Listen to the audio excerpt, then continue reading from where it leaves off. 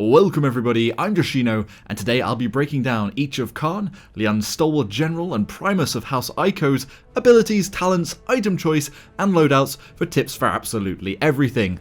Plus, Evil Mojo have released a starter pack which is available for free to all players with the latest 4 champions, Koga, Dredge, Fury, and of course Khan, so it makes sense to make a total guide to playing the champion at this point. This will be available until December the 16th, 2018, so just log in and claim the starter pack for free. Anyway, let me know if you have any thoughts or more tips as I go through the video in the comments section below. Khan is also definitely one of the strongest champions in the realm currently, and is often banned in ranked or a must pick if it is left open, so definitely a champion worth learning and also getting a bit of insight to maybe even countering them. Anyway, let's charge right into it. Your main fire is Khan's very bulky and oppressive looking heavy repeater. It does 200 damage base for body shots and 300 for headshots. There is damage drop off at range which starts around 70-ish in-game units and will gradually slide off to 110 body shot minimum damage and 165 headshot minimum damage. The fire on the repeater is relatively controlled and just requires a little readjustment.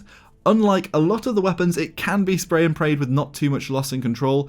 Though because it is also not too fast firing, you can click or tap the fire pattern to try and secure headshots at pretty much the same speed of auto fire with some more control. It can be useful in a 1 vs 1 duel where you think you aren't doing enough damage or trying to quickly finish say off a flank before they turn a corner, though Khan does get himself into some pretty messy fights up close and personal where you should never feel bad for just trying to track anything close to you and spraying about. As with any engagement, it's a good tip to usually go for damagers or flankers first, though it does all depend on how close to an enemy you are and if you can actually see them, and if the frontliner is the only one there, already really low, about to plow into one of your own backline characters, then by all means go for them. It's just a general rule of thumb, because if you're focusing on the enemy frontline, most likely the enemy's backline damage dealers and flankers will just burst you down if they aren't actually being pressured. Khan, with his relatively controlled and semi-fast stream of shots, is also very good at demounting enemy players, and you should be trying to knock enemies off at a safe distance as much as possible. It can win you quite a lot of points, especially on the bigger maps. There is a talent card that makes Khan fire faster by 40% but reduces the damage by 25%, essentially raising your damage per second. However, this talent isn't often picked up as a lot of Khan's power is in his abilities. It could definitely be fun in deathmatch or may even change as Khan is nerfed and buffed in future patches, so something worth keeping an eye on. Khan's alternate fire brings up a 6000 health shield called Bulwark. This shield can be opened and closed without resetting the ability, unlike Fernando. Khan's shield at base will also recharge whilst it is put away. If the shield is depleted completely, you will need to charge it to half of its charge before you can draw it again, which is around 7 seconds. One tip in this case then is not to let it get completely broken, as it will leave you very vulnerable. Make sure to put it down as it gets really low so you can use it again later on. Another tip is to use the shield reactively to abilities that come in. You can sort of judge the bigger projectiles and things that might be fatal for you and your allies, so it could be worth putting it up for those and down again and backing off a little to recharge depending on the situation. The shield also isn't very big and only covers you, basically about your hitbox, but you can block attacks for allies if needed and get in front of them, although it's much more likely you're going to be stuck in fighting up on the front line. Bulwark also has a legendary card, Lian's Shield. Yeah, obsessed much are you, Khan. Anyway, it makes it so that the shield recharges at the rate you have the shield down whilst it is active, so basically just charges all of the time, and will essentially increase your shield's effective pool. This card has been getting more popular, and I've seen several pros in casual matches experimenting with it, though it is very heavily countered by shield damage amplification cards and Wrecker, which makes it less and less viable through a match. Some characters can still burst the whole thing down in a matter of moments, which makes me hesitant to recommend it, but I'll show a possible loadout later on before itemization. A little tip against the Khan is not just to ignore him once his shield is up. I see a lot of players lose interest in Khan with low health as soon as the shield is placed up. The shield isn't the strongest and can be bursted down pretty quick, even at the start with a bit of concentrated fire. Moving on to your first ability, Battle Shout. At its base, it will give you momentary damage immunity and will also heal 1000 health points in a small area of effect, which is actually quite a lot, especially for your allies in terms of smaller flanks health pools. It does, however, have a very sizable 15-second cooldown. Some general tips are that firstly, Battle Shout is affected by Cauterize and healing reduction, so it is definitely worth waiting until the symbol on your screen has disappeared or your friendly goes back to green before you use it to say if you're going to heal an ally or yourself with it. Another tip with Bulwark is getting behind your shield. You will not get hit by healing reduction as long as those shots go into the front into the shield. So pretty much most things except Willow's dead zone, it will stop the healing reduction. So it's worth putting up your shield if you have the chance to make sure you clear your healing reduction before you shout if you're trying to heal. You can also heal allies through walls, so when you're vulnerable and you're hiding, sometimes you can hug a wall or a corner close enough to let the heal and the buffs go through depending on the card you've got. You can also counter a lot of big ultimate abilities like Drogo's Dragon Punch with a shout with that momentary damage reduction, or any other slow moving projectiles or big attacks that you can't really dodge. For example, you hear two little plunk sounds from Bomb King's sticky bombs connecting, then it could be worth shouting to stop them from exploding. Coming back to Drogo's, if you are playing against one and you think that they have their ultimate, it may be worth holding off your shout as long as possible. Also, if you're going to try and duke it, you have to make sure to run away first and only use a shout at the last moment, as his ultimate will last longer than your damage immunity. So ideally, grab away, so jump away from the Drogos, run as much as possible, and then shout as they're about to touch you if they get close enough. There are also a lot of times where you can use Battle Shout as a last-ditch effort to survive whilst running for cover between your shield and your grab abilities. Karn also has the talent card Firing Line, which at the moment is the most popular pick and I'd say the best currently. It makes playing the Battle Shout a little different. A, you'll be buffing your team's damage by 20%, and B, giving them crowd control immunity for 4 seconds in that area of effect. With this in mind, it can be valuable to shout at the start of every round if you're grouped up close with your allies on that first skirmish. Things don't keep where everyone usually clumps into one of the flank corridors, or even using it after the first initial engagement to both heal, then stop whatever crowd control is about to be used on the team. And one of the big ones you can counter is the Grumpy Bomb. As soon as you see the symbol, you can use a shout which lasts 1 second longer than a normal Grumpy Bomb, and a couple more against Bomb King with Accelerant. Again, it can also save your team against the big stun ultimates like Inara's Seismic Crash, Torvald's Hyper Beam, and Bomb King's King Bomb, so both saving and timing that right for your team can be quite important. Although I am generally really liberal with firing line shouts, keeping with my ally flanker or mobile damage like Cassie, and buffing them, and basically trying to dive into the backgrounds and get kills with them, or just at least trying to keep them alive and buffed up. For the value it adds to your team in the CC immunity and blocking a lot of abilities, plus that extra damage, I do think it holds as the strongest legendary card at the moment. Next up on the abilities is Commander's Grab. You charge forward and grab an enemy player. They are stunned for 1 second, take 600 damage, and are tossed up into the air behind you. It too has a pretty hefty 12-second cooldown, just shy of that 15-second Battle Shout one. It is important once you've tossed the enemy to turn to continue shooting them in the air as soon as you've connected with them. It allows you to turn pretty much instantaneously. The trajectory will remain the same, yet they'll be disabled for a second and disoriented afterwards, making it hard for them to retaliate whilst being fired upon. One of the biggest parts of the grab is the toss, and most of the time you want to toss the enemy away from their teammates and away from any cover they may be using. You can even toss an Inara over her wall, for example.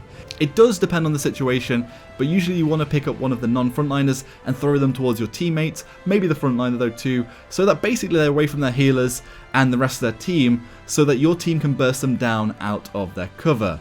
However, if you're tossing them into only say your healer left, that everyone else is dead, it's just you and a healer, and say your healer's on low health in the back lines, say like a Dam that's almost dead, then that's obviously a bad idea.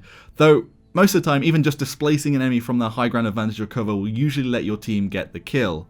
You can also interrupt both healing, escape, and survival skills, so when a champion is getting low, say a third or a quarter health, it's often a good time to grab them if your team is around. Some examples are Xin. They will usually billow to safety when low, but grabbing them locks them from doing anything and gives you a chance a team to burst them before they can billow and get away.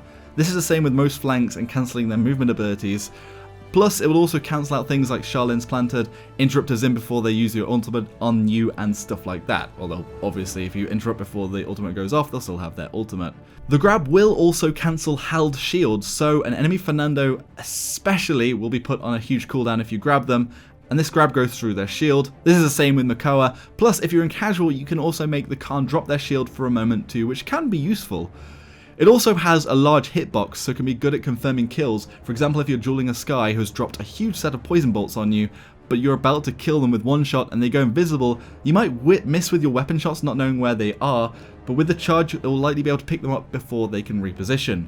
Also, it can finish off enemies if you run out of weapon ammo with that 600 damage. Finally, if you are in trouble, it is worth using your charge in combination with battle shouts and shields to get away and survive. You will be momentarily locked out of your abilities, but if you quickly look at an escape route, hopefully it'll be enough to get you there and then your other abilities to get away. There is also a talent card called Vortex Grip for the Commander's Grab, which adds another 2-second stun on top of that initial 1 second. It is quite a big deal, as a 3-second stun means they are out of commission for a while and able to be bursted down. The reason it isn't as popular at the moment is resilience and crowd control loadout cards really impacting on this. Plus, you can often waste the grab on escaping and not just offensive tackles, so it takes away some of the value of the card compared to firing line, which is pretty constant and you're always getting the benefits. Though it is definitely something fun to play around with and can really pin down enemies to be burst down. Moving on to your big bada-boom, your ultimate overpower is a huge deal and in most cases will grant your team a kill. You can select an enemy player indicated by an icon over their body and hold them in place for 5 seconds. It silences them and then you have the option to fire them, which will do 600 damage to them if they hit a wall, or if you throw them at one or more of their allies it will also do 600 damage to them. However, most of the time you want to hold the enemy player up so that your team can burst them down whilst they're immobile and stuck in place, carrying them away from your enemy's vision and trying to take them to your own backline like a kebab to be char grilled. Or, if there is a cliff or drop on a map, simply tossing them off. However, and here are some tips, one does not simply toss an enemy champion into Mordor.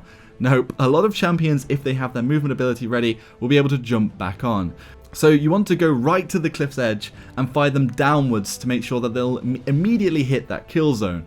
You may also have to hop on the wall or railing to make sure you are elevated enough and they don't clip and hit the wall, meaning they only take 600 damage. Most of the time you want to go for the dunk if you're alone or at the start of the round, say where you grab an enemy tank and you just want to dunk them quickly, whereas it may take your team a little while to deal with them. I would also say that at the start of the round, getting rid of a front line before they can do anything is favourable. Say getting rid of a Fernando before they can get the immunity ult, or a Makoa before they ult, and you can no longer pick them up past that point if they have the most popular legendary card with the CC immunity on the ultimate. Though you might not always want to save your ultimate for the start of the round. If you think you're close to pushing a 2-0 but you need to secure and have it ready, picking off a damage dealer or any target really could be the difference between that 1-1 and a 2-0.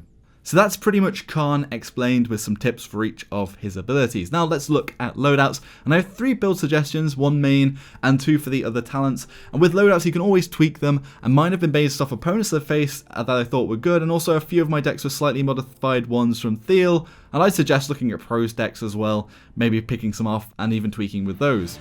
The first is based off of the Firing Line talent card and is currently called Main Firing Line if you want to use the import button and search Joshino on PC. The big card here is Never Surrender, maxed out, which reduces the cooldown of Battle Shout by 5 seconds, meaning you'll have Battle Shout on a 10-second cooldown. Plate Mail is sort of a comfort pick, making Khan as tanky as possible here at level 5, giving an extra 750 health. The next up is Life Taker, which reduces cooldowns by 24% as you get eliminations, which is very easy for Khan as he has a fast firing weapon, and you can even tickle an enemy and you'll get some of this 24% cooldown back basically. The others are all sort of filler at level 1, so not as important. I like a little ammo after shouting, as you might do it to win a duel. Those 4 damage booster shots might actually be enough to tip the scale. Into the Breach gives a little bit of movement speed. This one is but maybe could be better with Hope Guard, increasing your healing while shielding, or Hulking Strength to reduce your commander's grab cooldown. Other 2 options there, or anything else that you fancy in your deck. Next is based on Leon's shield talent, and this has Vigorous Defense at level 4 to heal you whilst your shield is up, basically feeding into the double tankiness maxed. Then Hope Guard 5, giving 24% additional healing while shielded, meaning you'll be open to some big bursty heals from your teammates to get straight back into the action. Ready for War 4 to recharge that shield, then a little filler with Surrender 1 and Life Taker 1 for the big cooldown issue of Khan. However, I haven't really used it so much and I've played against it with mixed results. The problem for Ready for War is it puts a lot of emphasis on the shield, which can be burst down, so could be potentially replaced with Plate Mail. And again, I don't think this is necessarily a main pickup, just something to try out. Finally is based on Vortex Grip called Grab Hybrid. It focuses on reducing the cooldown of your grab with level 5 Hulking Strength, taking 3 seconds off your ability, then Plate Mail 4, Never Surrender 3 to take the Battle Shout down to 12 seconds, and damage reduction from close and personal off the commander's grab, which you do get quite often, then Life Taker 1 as filler. Now Life Taker could be taken at a higher level instead of Never Surrender. Close and Personal is just an option to make yourself more tanky as you go for those offensive grabs rather than perhaps using it for positioning and escape with the other legendary cards. Again, the first one is main, the other two are just optional, just something to play around with. Anyway, moving on to some itemization. With the offensive lines, most likely worth a buy is Cauterize. Your weapon has a decent sized magazine, you fire fast-ish, and can spread a concentrated Cauterize well on enemies. Wrecker is only really an option if no one on your team has taken it, and there is 2 frontliners on the enemy team with shields or something like that, or very perhaps into a Torvald if only one person has bought Wrecker, but again, very perhaps. Deft Hands isn't really worth it, unless you are memeing with Storm of Bullets on Deathmatch or something, but still probably not going to be worth it. And Bulldozer would have to be very, very situational. If say your enemy team had a Ying, Barrack and an Nara, but you still probably wouldn't want to pick it up over the Cauterize to get rid of healing, which would probably have a bigger effect. Along the utility line, there are quite a few options actually. Cronus is a favourable pickup to reduce your large and often over 10-second cooldowns, even with the cards there pretty hefty. And they're on very important abilities, so it could be focused. The other one is Master Riding, and it's very good on longer maps like Ice Mines, Timber Mill and Fish Market. Just generally on front lines, it's a good pickup. And especially if you find yourself dying a lot and you haven't already got a utility card, it can offer a lot more value, meaning you get into the fray as much as possible sooner after death. I don't see many people running around with morale boost. The Khan's ultimate does charge pretty quickly, but could give you a little bit more charge if you really wanted to, as it is a very, very strong ultimate. Nimble is not usually my go-to, as Khan doesn't need to be super close to be effective and can close the gap with his grab, so isn't a priority for me as Fire has actually got a pretty decent range on it. Looking at the healing line, Rejuvenate is a clear choice for most frontline champions. You can get rid of Cauterize behind your shield, so you can get some very big heals indeed whilst in the fray. And Kill to Heal could be an option if your team hasn't picked a healer or whatever reason, as you're involved in a lot of eliminations, or maybe some lifesteal to duel in team deathmatch if you don't have a healer, but that is also unlikely. And you'd still probably be better off going with Chronos to heal yourself more often with your shout. Rejuvenate also is very cheap. In the defense line, I think it's very situational. If they have 2 mainly blast champions or 2 direct champions, should inform you whether to get one or the other. And if not, then just looking at the champion lineup, seeing what type of damage you're mostly taken, and kind of sum that up as to which one you get if you do get any of these cards. Illuminate could be picked up into Sky, and perhaps if they have a strict Charlene, if they have all 3. Resilience could also be picked up if you aren't using Firing Line, as Firing It Line will already provide you with crowd control immunity even if it's on a cooldown, so you'd be better off getting value elsewhere. Unless of course the enemy team was literally stacked with crowd control like Ashe, Bomb King, Pip and Torvald, but it isn't all too likely or to happen too often. Anyway, that is pretty much Khan all covered. He doesn't have any real obvious counters and can work on pretty much all of the maps and is currently a very strong pick. So definitely worth learning and having a go with. If you enjoyed this guide, be sure to hit that like button, subscribe for more of my content, and I'll see you all next time. Thank you all very much for watching. Joshino.